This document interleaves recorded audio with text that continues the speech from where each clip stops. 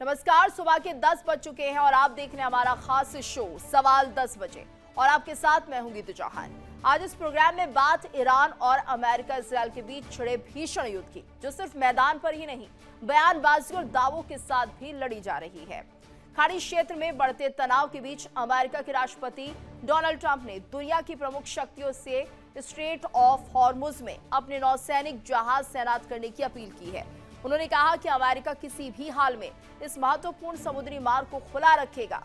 Trump ने अपने social media platform truth social पर लिखा कि ईरान की ओर से इस जलमार्ग को बाधित करने की कोशिशों से प्रभावित कई देश अमेरिका के साथ मिलकर यहां युद्धपोत भेजेंगे ताकि जहाजों की आवाजाही सुरक्षित बनी रहे। और ट्रंप का यह बयान ऐसे समय में आया है जब स्ट्रेट ऑफ हॉर्मुज के आसपास तनाव तेजी से बढ़ रहा है। न्यूज एजेंसी रॉयटर्स के मुताबिक इस वजह से जहाजों की आवाजाही कम हो गई है और कई तेल टैंकर इस महत्वपूर्ण समुद्री मार्ग से दूरी बना रहे हैं और इससे ऊर्जा आपूर्ति बाधित होने और खाड़ी क्षेत्र में सैन्य टकराव बढ़ने की भी आशंका जताई जा रही है। तो ट्रंप ने कहा कि ईरान की ओर से इस मार्ग को बंद करने की कोशिशों से प्रभावित कई देश अमेरिका के साथ मिलकर यहां सुरक्षा व्यवस्था मजबूत करेंगे। उन्होंने उम्मीद जताई कि चीन, फ्रांस, जापान, दक्षिण कोरिया और यूनाइटेड किंगडम समेत अन्य देश भी इस क्षेत्र में अपने जहाज भेजेंगे ताकि स्ट्रेट ऑफ हॉर्मुज किसी भी देश के लिए खतरा ना बने। इन सब के बीच अमेरिकी राष्ट्रपति ट्रंप ने दावा किया कि जल्द ही हॉर्मुज को आजाद कर लेंगे। अमेरिकी राष्ट्रपति डोनाल्ड ट्रंप ने कहा कि ईरान के हॉर्मुज स्ट्रेट को बंद करने की कोशिश से प्रभावित देशों से उम्मीद है कि वो अमेरिका के साथ वॉरशिप भेजेंगे ताकि ये पक्का हो सके कि वाटरवे खुला और सेफ रहे। एक बयान में ट्रंप ने दावा किया कि यूएस ने ईरान की 100% मिलिट्री कैपेबिलिटी खत्म कर दी है, लेकिन चेतावनी दी कि ईरान अभी भी ड्रोन, माइंस या कम दूरी की मिसाइलों से शिपिंग में रुकावट डालने की कोशिश कर सकता है।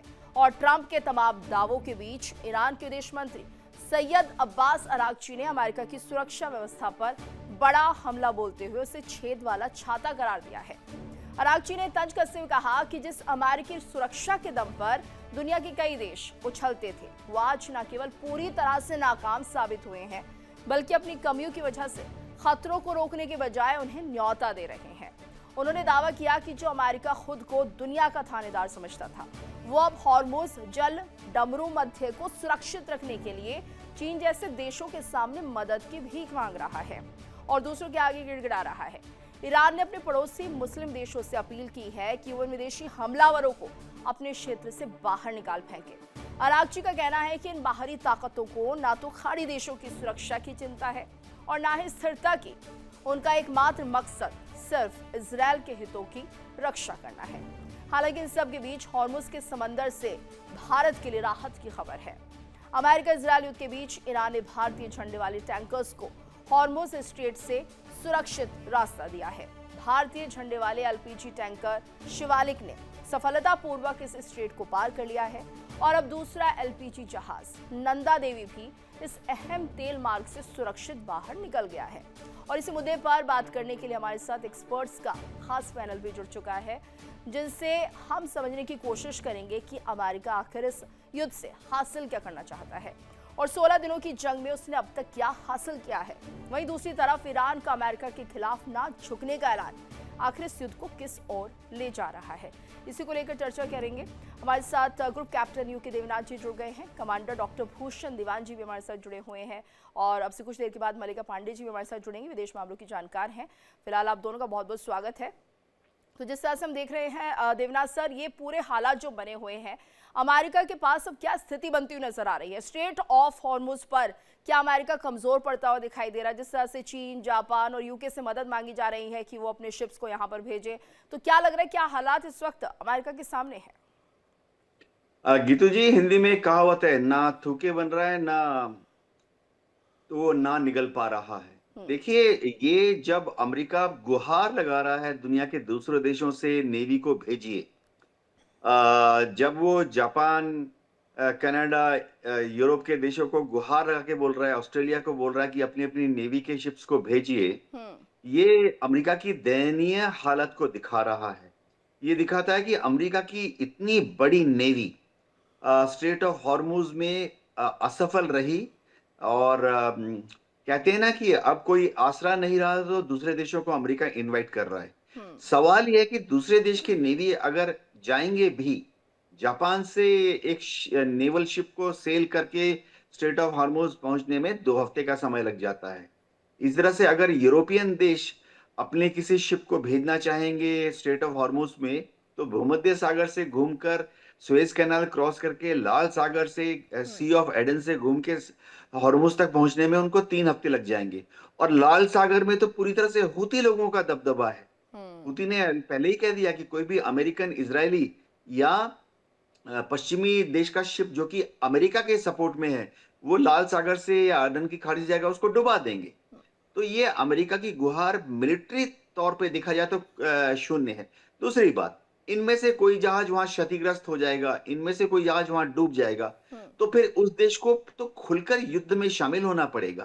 तो अमेरिकन डिप्लोमेसी जो है, मिलिट्री डिप्लोमेसी जो है, इनवाइटिंग अदर कंट्रीज की वो अपने शिप्स को स्टेट ऑफ हार्मोज के डिफेंस के लिए भेजें, कारगर नहीं है। बाकी कमांडर भूषण ज्यादा जी। समझाएंगे, मैं एक शब्द बोलूंगा। हम्म। वहां पर तो स्टेट ऑफ हॉर्मुज में किसी भी देश का नेवी क्या कर लेगा? जी। वो मार तो रहे हैं जमीन से मिसाइलें, हम्म। जो जमीन से समुद्र पे जो मिसाइल फायर कर रहे हैं स्टेट ऑफ हॉर्मुज में ईरान वाले, हम्म। एंटी शिप मिसाइल, जी। तो उसको कैसे रोकेगी जापान की नेवी? हम्म। जी, गीतू जी। बिल्कुल। और एक तरह से ये माना जाए कि इस वॉर में, इस जंग में कोशिश अमेरिका की बाकी देश भी शामिल हो जाए।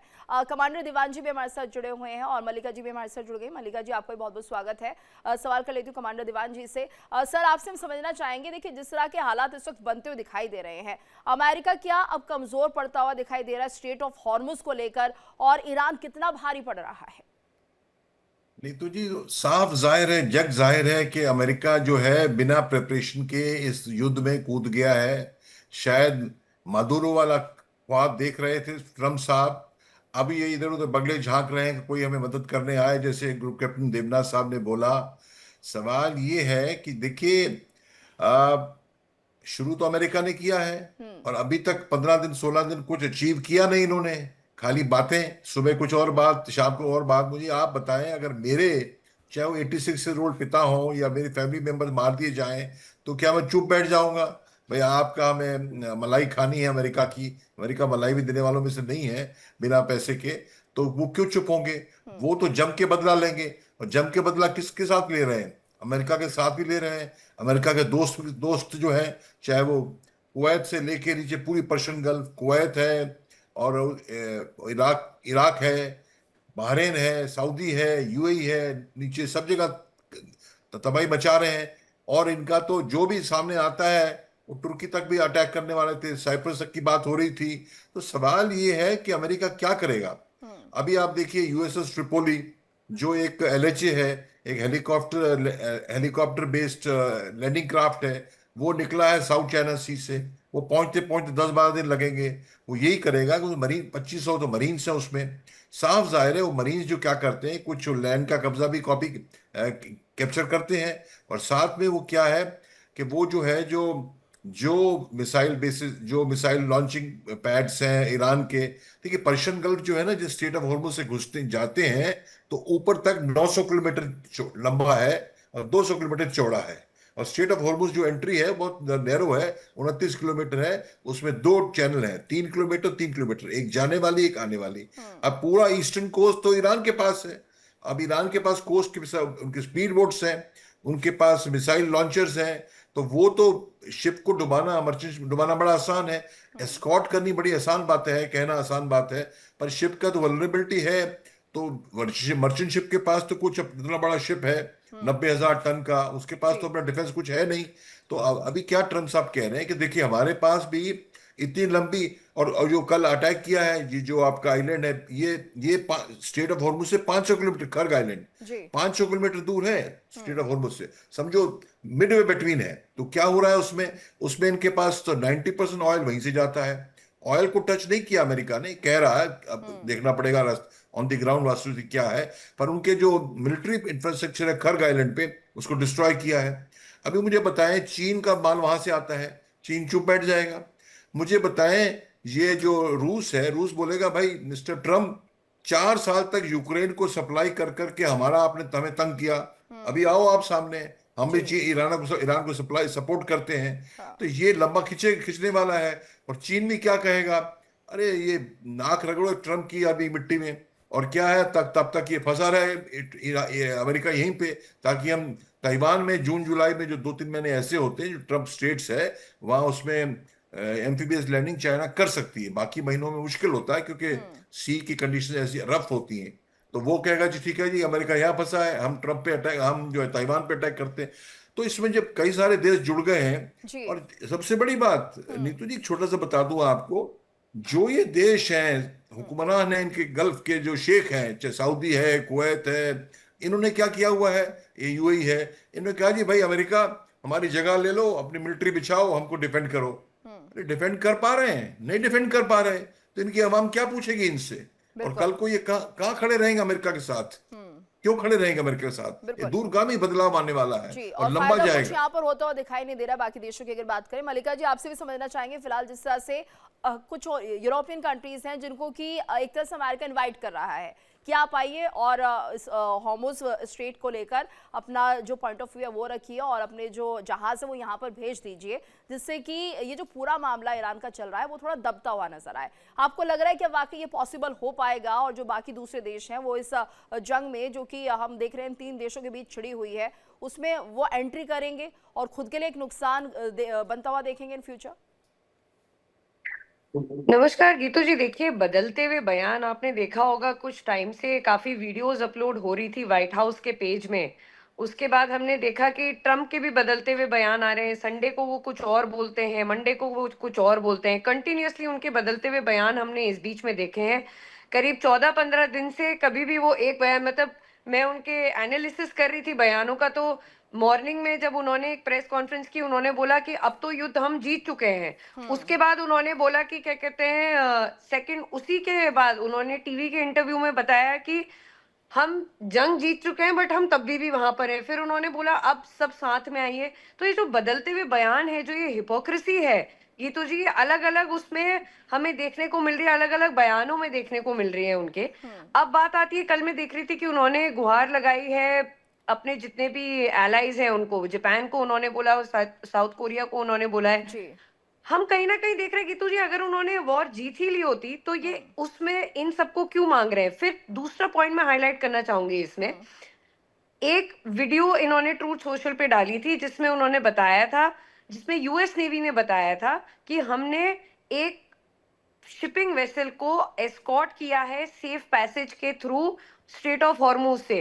फिर उसके बाद हम देखते हैं कि वीडियो को यूएस नेवी हटा देती है, क्योंकि ईरान ने कंफर्म किया होता है कि हमने किसी भी ऐसी वेसल को जाने नहीं दिया होता है और कोई भी यूएस नेवल शिप नहीं अकंपनी कर रहे होते। तो अमेरिका की इतने बड़े उसमें प्लेटफॉर्म में बहुत बड़ी बेइज्जती भी होती है। सब कंट्रीज ने कंडेम भी किया होता है कि आप झूठ क्यों बोल रहे हैं। तो ये जो वेस्टर्न मीडिया एक तो प्रोपेगेंडा फैला रहा है, यूएस की नेवी बार बार वीडियोस जारी कर रही है जबकि कुछ किया नहीं होता है उन्होंने। ट्रम्प साहब ट्रूथ सोशल में पोस्ट करते रहते हैं अलग अलग बयानों को।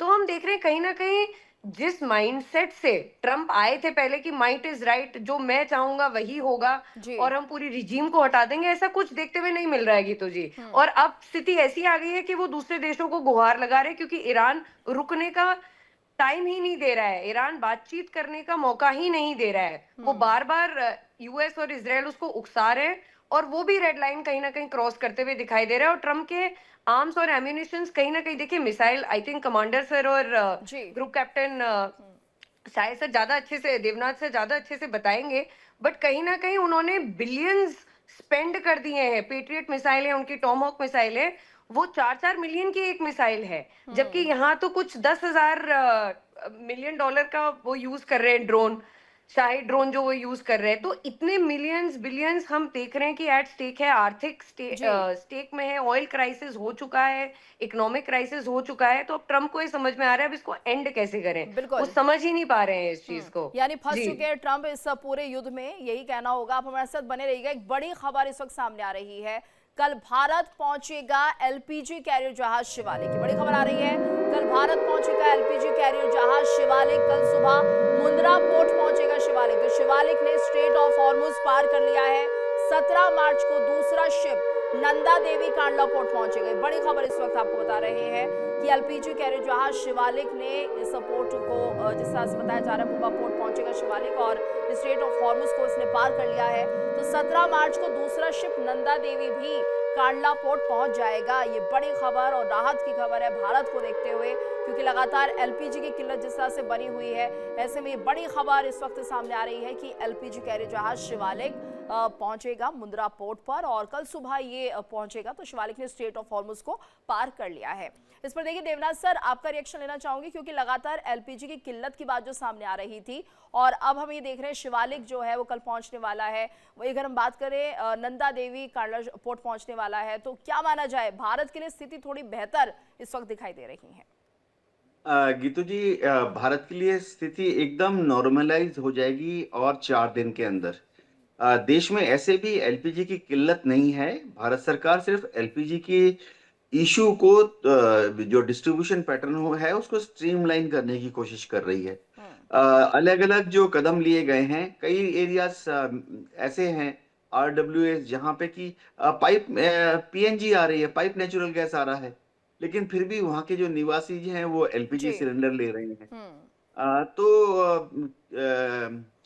इस तरह की जो एडमिनिस्ट्रेटिव स्टेप्स सरकार ले रही है, उससे जल्दी ही सिचुएशन काबू में आ जाएगी।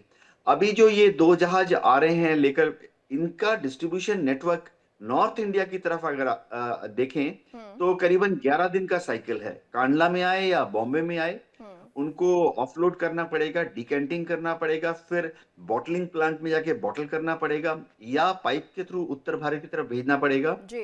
तो टोटल 11 दिन का साइकिल लगता है डोमेस्टिक यूजर को पहुंचने के लिए। लेकिन नॉर्थ इंडिया में जो अभी किल्लत है, डोमेस्टिक सिलेंडर्स की किल्लत जो है प्राय खत्म हो गई है। जो भी गैस बुक कर रहा है, सिर्फ 2 ही रेस्ट्रिक्शंस है। एक रेस्ट्रिक्शन तो ये है कि आप 21 दिन के अंदर नहीं बुक करेंगे, पहली बुकिंग के 25 दिन के बाद बुक करेंगे। दूसरी रेस्ट्रिक्शन जो कि एक एडमिनिस्ट्रेटिव कार्रवाई है कि जो भी एलपीजी सिलेंडर लेना चाहता है, अगर उसने पिछले 2 साल में केवाईसी नहीं कराया तो केवाईसी कराओ, जिसमें कि कुछ भी डॉक्यूमेंट नहीं मांगते, बस आधार कार्ड दिखाना है और केवाईसी हो जाता है। तो आम जो लोग हैं, स्पेशली समाज के जो गरीब लोग हैं या लोअर मिडिल क्लास लोग हैं, उनको टेंशन लेने की या पैनिक करने की कोई जरूरत नहीं है। एलपीजी सिचुएशन देश में एब्सोल्युटली नॉर्मल है जी। बिल्कुल। और जिस तरह से दीवान सर, अब हम देख रहे हैं कि हमारे जहाज़ों को परमिशन मिल चुकी है, आ भी चुके हैं, स्ट्रेट ऑफ हॉर्मुज को पार भी कर लिया है। कुल मिलाकर ईरान और भारत के जो संबंध है, इस वक्त यही कहा जा सकता है भारत को कोई बड़ा नुकसान नहीं होता हुआ दिखाई दे रहा है। हालांकि कहीं ना कहीं भारत का जो एक तरह से ये पूरा तेल को लेकर मामला चल रहा है, यानी कि तेल के दाम जिस तरह से बढ़ रहे हैं, असर जरूर पड़ रहा है, महंगाई हो रही है, लेकिन उस हद तक किल्लत नहीं है जितना कि दिखाया जा रहा है। क्या मानते हैं आप? गीतू जी, मैं ग्रुप कैप्टन देवनाथ से क्षमा मांग के अपनी एक डेटा देना चाहता हूं। जब से उज्ज्वला योजना शुरू हुई है, 10 साल के अंदर हमारा gas LPG consumption, liquefied petroleum gas LPG consumption 15 million ton per year से 30 मिलियन टन हो गया है। ठीक है। और 60% हम इंपोर्ट करते हैं और 60 समझो 10 सिलेंडर इस्तेमाल होता है तो 6 इंपोर्ट होता है और 4 खुद बनाते हैं और 6 में से 5 तो गल्फ से इंपोर्ट होता है। और गल्फ में कहां से? यूएई में इसको इंपोर्ट। एलपीजी जो है एलपी लिक्विफाइड, मतलब गैस को लिक्विफाई करते हैं, वो ठंडा होता है। फोटो दिखाई जा रही थी, वो ठंडा सिलेंडर बने हुए एक किस्म से। ठीक है ना। तो क्या होता है, ये वहां तो जब उनका इंफ्रास्ट्रक्चर, यूएई से काफी लेते हैं हम, सऊदी से लेते हैं, कुवैत से लेते हैं। ठीक है। और मैं आपको बता रहा हूं, ये एक अगर हम 15 मिलियन टन में से हम सालाना जो 19 मिलियन टन जो इंपोर्ट करते हैं, उसके अंदर एक जहाज जो है शिवालिक जैसा, इसे कहते हैं very large gas carrier, VLGC, gas tanker, VLGC. ये वीएलजीसी कैपेसिटी है मोटा मोटी शिवालिक की भी और नंदा देवी की भी 50,000 टन। ठीक है।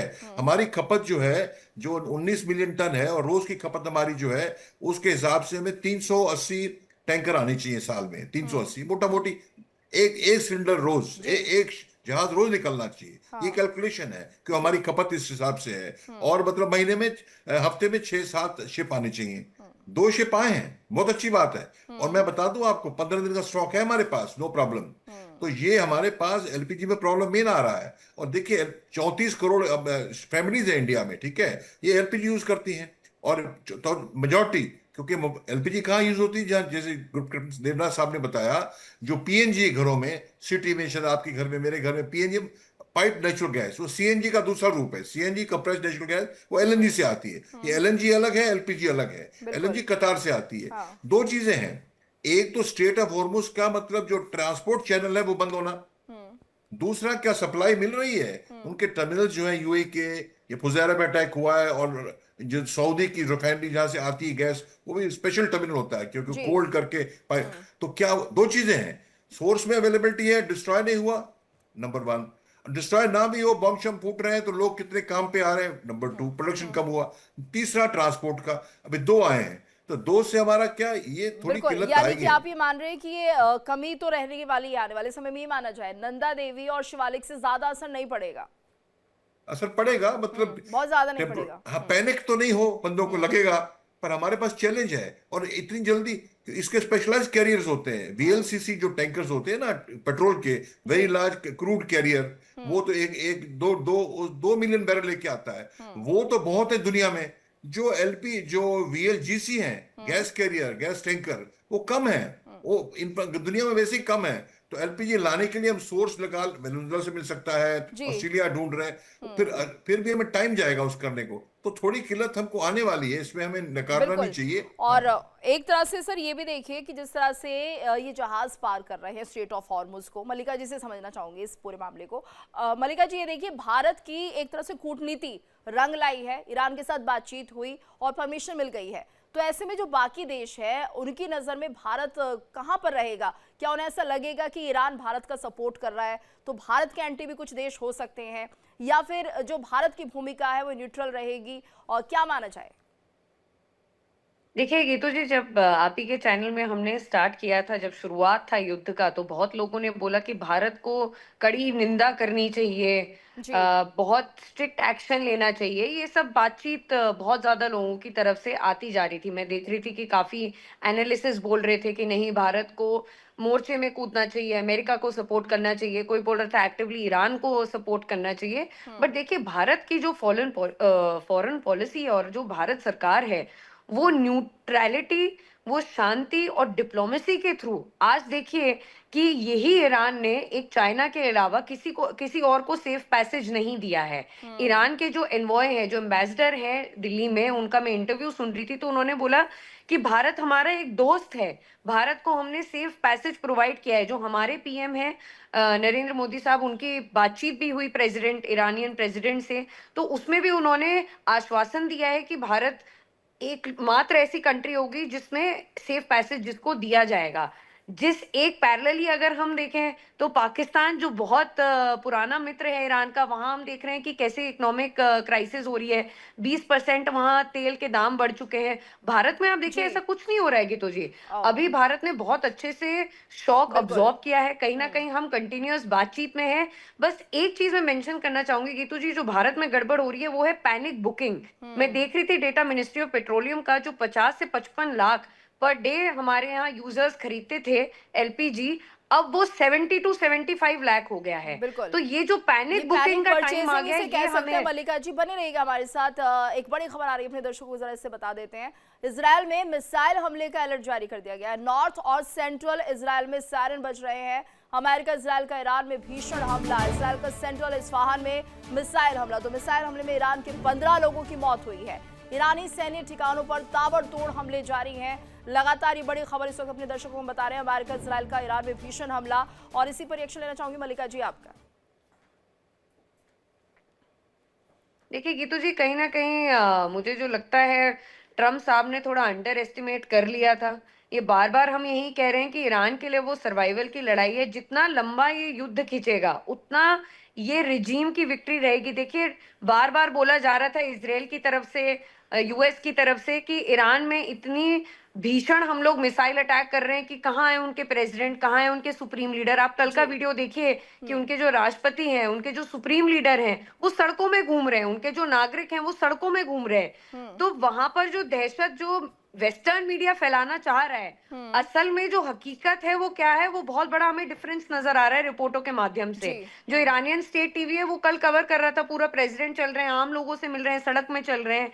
वहां पर अगर हम इसराइल में देखें तो उनके जो प्रधानमंत्री हैं वो जूम वीडियो कॉल से एड्रेस कर रहे हैं, तो समझ में नहीं आ रहा है नीतू जी कि क्या ये हिपोक्रेसी बिल्कुल। चल रही है, फैक्ट चेक नहीं हो रहा है, तो बहुत अलग चल रहा है। और ये कंटिन्यूस देखिए, जो हमें लग रहा था ये 2-6 दिन में खत्म हो जाएगा युद्ध, जो उनके वॉर सेक्रेटरी बोल रहे थे बार बार यूएस के, ये बहुत लंबा खिंचता हुआ युद्ध चल रहा है, क्योंकि अब ईरान कहीं ना कहीं मानने के लिए तैयार नहीं है।